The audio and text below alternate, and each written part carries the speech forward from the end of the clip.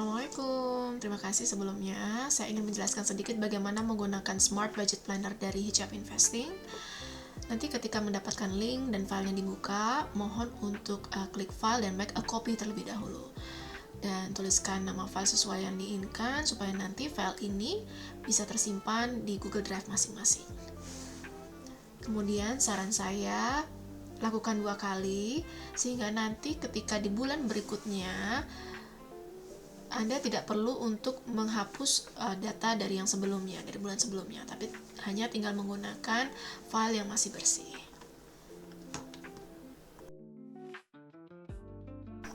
Kemudian selanjutnya kita masuk ke tab anggaran, kita mulai budgeting.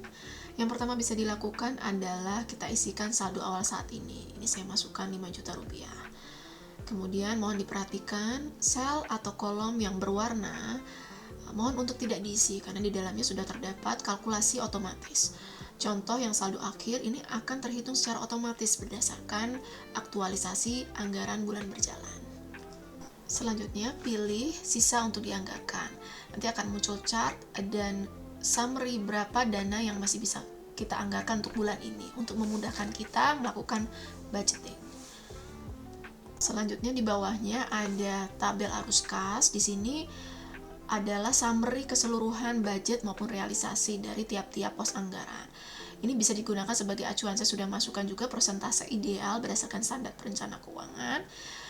Nanti sembari kita melakukan budgeting, kita bisa review lagi ke tabel arus kas ini untuk mengetahui apakah budget kita sudah sesuai dengan standar perencana keuangan. Selanjutnya kita mulai budgeting, mulai dari penghasilan. Berapa penghasilan yang akan kira-kira Anda terima di bulan ke depan.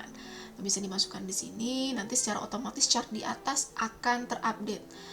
Berapa dana yang bisa dibudget, yang dianggarkan untuk bulan depan. Nah, kemudian setelah itu kita lanjutkan budgeting ke setiap pos pengeluaran, pos anggaran. Mulai dari pos tabungan masa depan, ini juga bisa dicek nanti langsung ke arus kas apakah sudah sesuai dengan persentase ideal perencana keuangan. Kemudian pos tagihan, pos asuransi, dan pos cicilan hutang. Silakan untuk dibudgetkan masing-masing.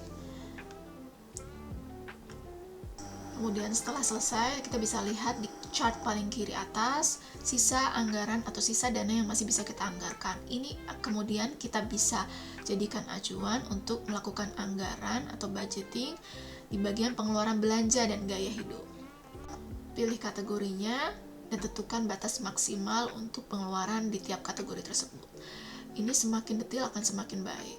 Contoh, anggaran ke dokter, kemudian servis mobil. Nah, ini harapannya bisa dianggarkan dari bulan sebelumnya, sehingga nanti tidak ada kasus bahwa saya tidak menganggarkan sehingga saya mengambil dana tabungan untuk kebutuhan ini. Meskipun nanti misalnya tidak terjadi visit ke dokter, ini akan sangat baik juga untuk anggaran kita bahwa nanti akan ada surplus dan surplusnya juga akan bisa dioptimalkan untuk masuk ke tabungan masa depan. Kemudian setelah selesai budgeting, kita bisa lakukan evaluasi singkat. Kita kembali ke tabel arus kas, di sana kita bisa lihat proporsi pengeluaran kita. Bisa kita bandingkan dengan persentase ideal standar perencana keuangan. Bisa dilihat bahwa proporsi tagihan dan belanja masih jauh di atas standar perencana keuangan. Nah, ini bisa dijadikan evaluasi untuk bulan-bulan berikutnya. Mungkin tidak pengeluaran belanja, tagihan, belanja dan gaya hidup kita diturunkan, atau haruskah pendapatan kita ditingkatkan? Selanjutnya kita mulai tracking di bulan berjalan. Bisa kita pilih terlebih dahulu di pilihan di atas chart paling kiri atas adalah sisa anggaran. Agar nanti chart yang ditampilkan adalah sisa dana yang masih dapat digunakan untuk bulan berjalan.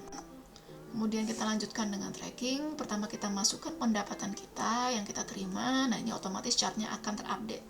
Berarti total yang bisa kita gunakan untuk bulan ini adalah 5 juta rupiah. Selanjutnya lanjutkan tracking pengeluaran untuk tiap pos-pos pengeluaran. Masukkan di kolom realisasi selama bulan berjalan. Kemudian untuk pengeluaran asuransi, cicilan hutang, tagihan, belanja, dan gaya hidup, ini trackingnya dilakukan di tabel terpisah. dapat dicatatkan perharinya apabila ada pengeluaran, dimasukkan pengeluarannya, dan juga masuk kategori apa. Nanti kolom realisasi di tiap tabel pengeluaran akan terupdate secara otomatis. Ini dapat kita ketahui berapa anggaran yang masih tersisa bulan ini. Ini sangat bermanfaat sehingga kita dapat mengetahui dengan cepat. Contohnya ini untuk transportasi tinggal sisa 50.000, padahal sekarang masih tanggal 10. Nah, oleh karena itu, apakah kita bisa nanti sampai tanggal 30 hanya menggunakan 50.000, atau apakah kita harus mengalokasikan anggaran dari kategori lain? Misalnya contoh dari kebutuhan rumah tangga. Kalau memang butuh 50.000 tidak cukup, berarti kan tandanya contoh anggaran rumah tangganya diturunkan. Kemudian dapat dilihat di atas ada beberapa chart. Yang pertama yaitu untuk menggambarkan berapa sih sisa anggaran yang masih tersisa saat ini di bulan ini secara keseluruhan. Kemudian sebelahnya lebih detail ke tiap-tiap pos anggaran. Dapat dilihat di pos tabungan masa depan, hutang, proteksi semua sudah maksimal. Tinggal yang pos tagihan dan belanja yang masih ada sisa yang masih bisa kita gunakan. Secara detailnya ini masih tersisa 1,7 juta. Selanjutnya di bagian atas ini ada chart yang dapat digunakan untuk evaluasi. Yang sebelah kiri menunjukkan proporsi pengeluaran kita secara keseluruhan. Di sini dapat dilihat bahwa tagihan belanjanya masih sangat dominan. Yang di sebelah kanan itu lebih detail lagi pada rincian belanja dan gaya hidup yang dapat digunakan sebagai acuan jika ingin kedepannya menurunkan di bagian proporsi belanja dan gaya hidup. Terima kasih, semoga bermanfaat. Kalau ada pertanyaan silahkan DM atau chat via WhatsApp. Terima kasih.